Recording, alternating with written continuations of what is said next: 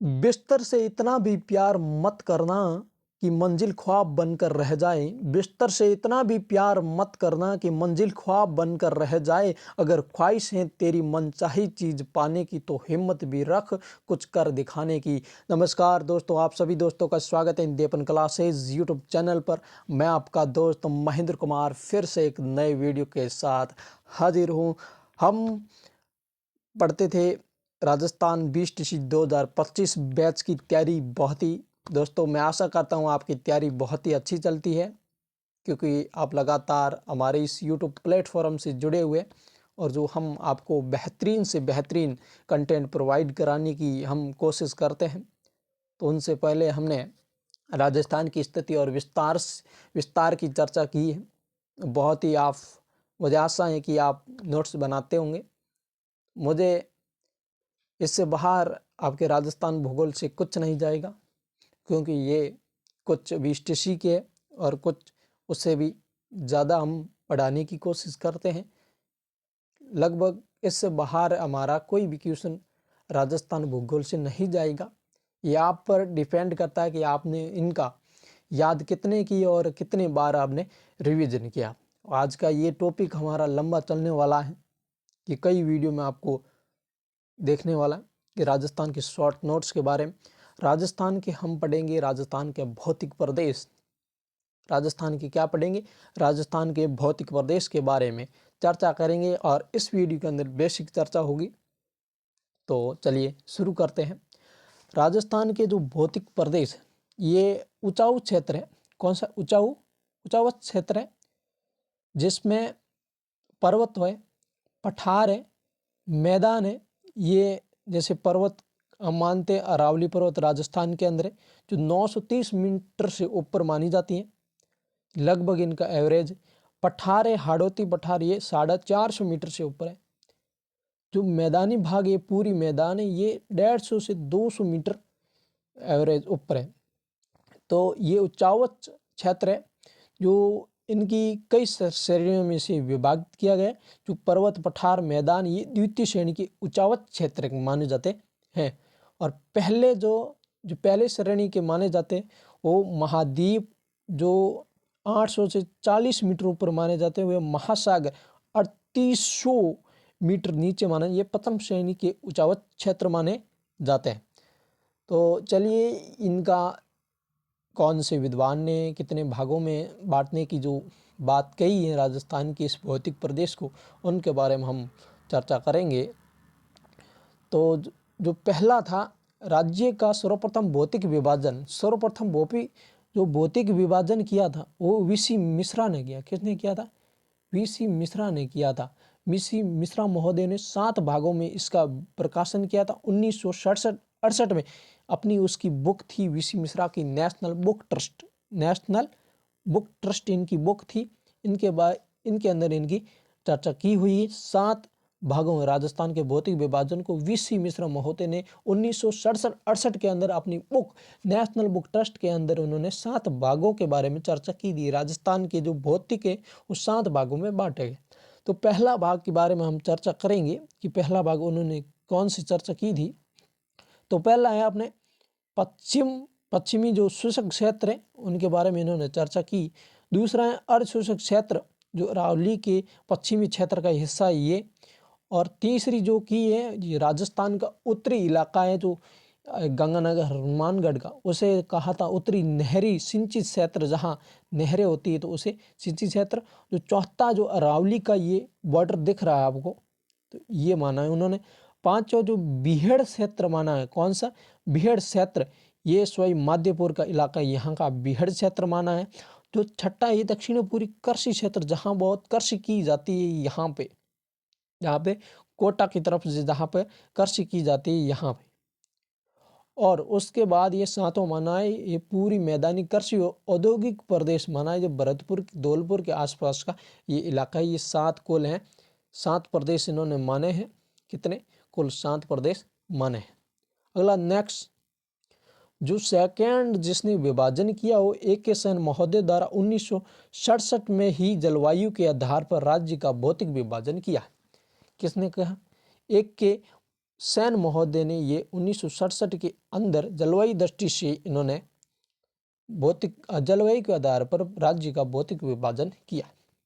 उनके बाद में 1971 के अंदर ये आ गए कौन, डॉक्टर रामलोचन सिंह। कौन आए, डॉक्टर रामलोचन सिंह द्वारा राज्य का भौतिक विभाजन किया। उन्होंने भौतिक विभाजन किया कई प्रकार। उन्होंने जो प्रमुख भाग बड़े क्षेत्र बताए वो दो बताए। कौन कौन से, जो इन्होंने प्रमुख जो क्षेत्र बताए ये रामलोचन सिंह ने, दो प्रमुख क्षेत्र, 4 उप प्रमुख और उप क्षेत्र, जो उप क्षेत्र गौण क्षेत्र 12 बताए। कौन से, गौण क्षेत्र 12 बताए। 2 तो प्रमुख क्षेत्र हैं, 4 उप प्रमुख हैं और 12 गौण ये उप प्रमुख कहते हैं। ये माने जाते हैं 12 गौण। तो ये रामलोचन सिंह ने डिसाइड किया कि राज्य के भौतिक भागों को अगला 1994 के अंदर तिवारी व हरिमोहन सक्सेना द्वारा राज्य का सर्वाधिक प्रचलित भौतिक विभाजन 4 भागों में किया गया। जो हम वर्तमान में भी 4 भागों में पढ़ते हैं, उनका ही सर्वमान्य मत है। 1994 के अंदर हरिमोहन सक्सेना और तिवारी जी ने राज्य का सर्वाधिक प्रचलित भौतिक विभाजन 4 भागों में किया है। तो जो पहला है वो थार मरुस्थल है, जो मरुभूमि के कारण ये कहलाता है। दूसरा है पूरी मैदान। कौन सा है, पूरी मैदान। तीसरा है अरावली, जो मेरू के नाम से जानी जाती है। और चौथा है हाड़ौती पठार। कौन सा, हाड़ौती का पठार है। और थार मरुस्थल और पूरी मैदान, ये विशाल मैदान भारत के भौतिक भाग हैं, उनके भाग माने जाते हैं। और ये थार मरुस्थल और पूरी मैदान कई बार एग्जाम में पूछा गया है किसके अवशेष है। ये 33 सागर के अवशेष, थार मरुस्थल और पूरी मैदान किसके, 33 सागर के अवशेष है। और पूरी मैदान है जो ये विशाल मैदान है, भारत के भौतिक भूभाग का हिस्सा माने जाते हैं। हाड़ौती पठार और अरावली पर्वत माला है, ये गोंडवाना लैंड के हिस्सेदारी है।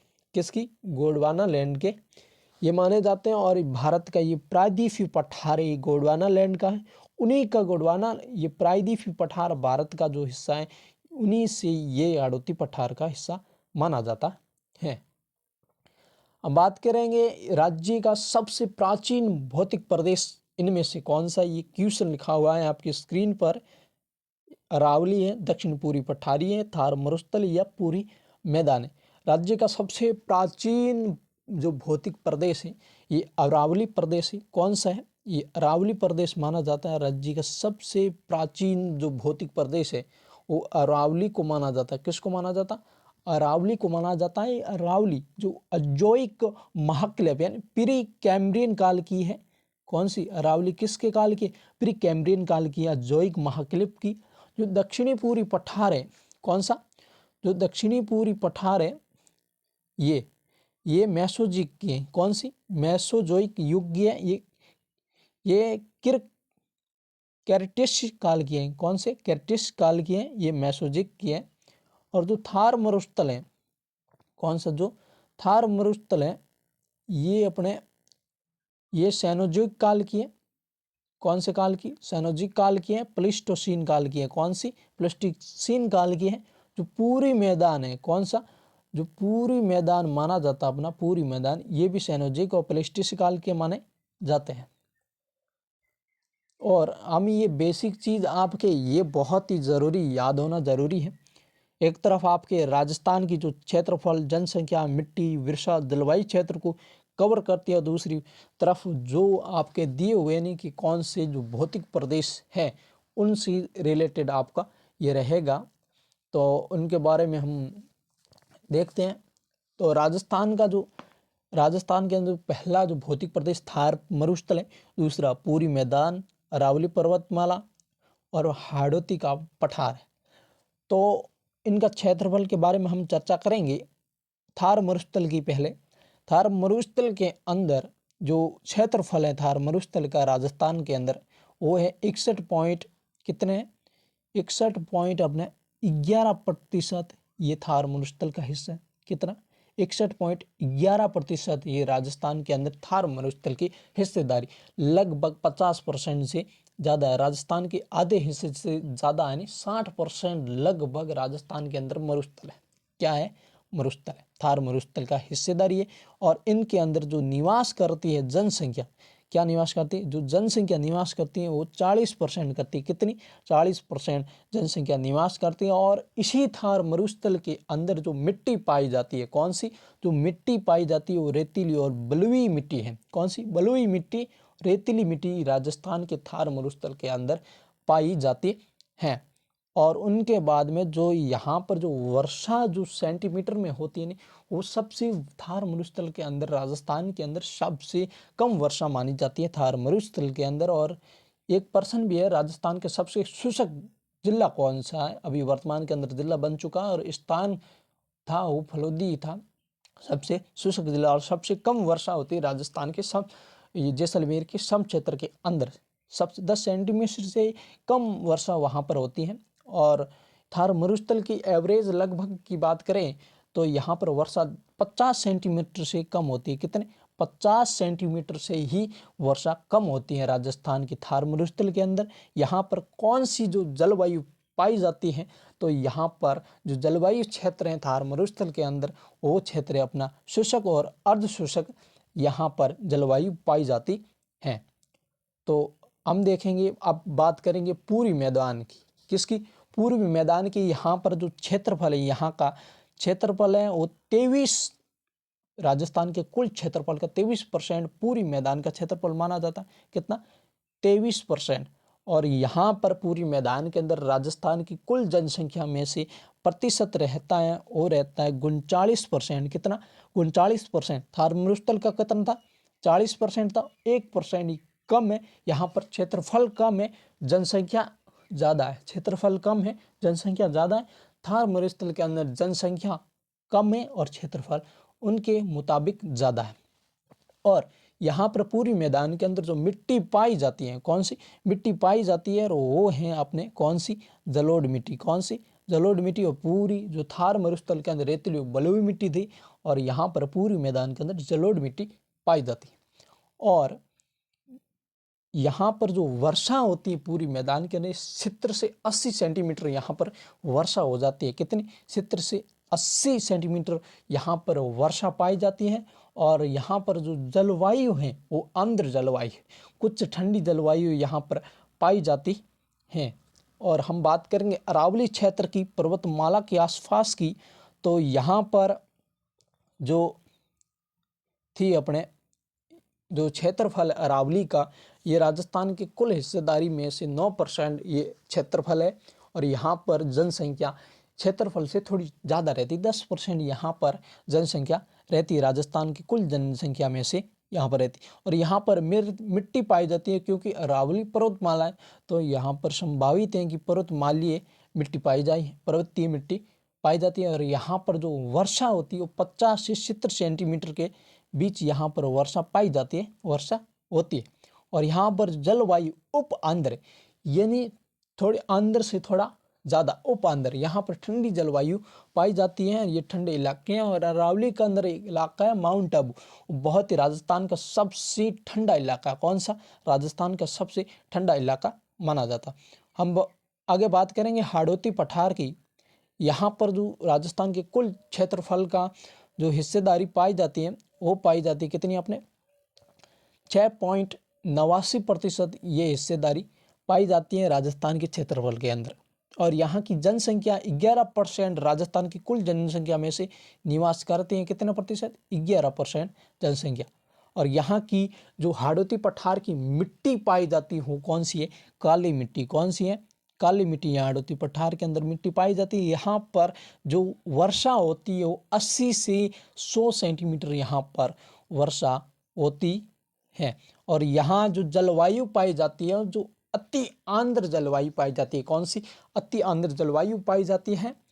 और ये आज का आपका जो राजस्थान के भौतिक प्रदेश की जो बेसिक जानकारी थी, क्या थी?